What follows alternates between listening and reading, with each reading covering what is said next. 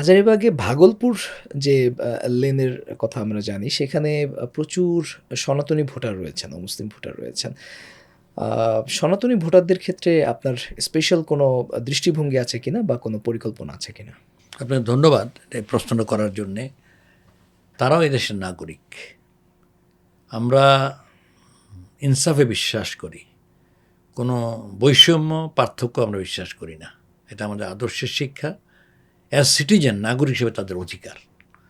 কাজে এর বাহিরে অন্য কোনোভাবে ব্যাখ্যায়িত করে কোনো কনসিডারেশনের আর প্রশ্ন আসে না। বরঞ্চ প্রতিটি নাগরিক যে রাইট পায়, যে অধিকার পায়, সুযোগ পায়, এই রাইট এবং অধিকার সুযোগ তাদেরও এনশিওর করতে হবে।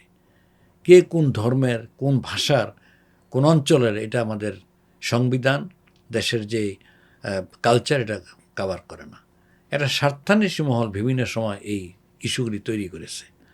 কাজেই নাগরিক হিসাবে আমি আপনি যে অধিকার পাই, তারাও সে অধিকার পাবেন। আমি কিছুদিন আগে তাদের এখানে গিয়েছিলাম, তাদের সাথে কথা হয়েছে, তাদেরকে আশ্বস্ত করেছি যদি সাধারণ জনগণের ম্যান্ডেটে আমরা দেশ পরিচালনার সুযোগ পাই, তারাও ৮-১০ জনের মতো এ ক্লাস সিটিজেন হিসেবে কাটাবে। তাদের সমস্ত ধর্মীয় অধিকার তারা প্রয়োগ করতে পারবে, তাদের জান মাল সব কিছু ইজ্জত আবরু নিরাপদ থাকবে। এবং তারা খুব অ্যাপ্রিসিয়েট করছে, তারা হেল্প করেছে আমাদেরকে, এবং তারা আমাকে উইশ করেছে। তো আমরা তাদের এই বিষয়গুলিকে ওইভাবে অ্যাড্রেস করবো ইনশাআল্লাহ, এবং তারা নিরাপদ থাকবে, শান্তিতে থাকবে, নিরাপত্তার সাথে থাকবে।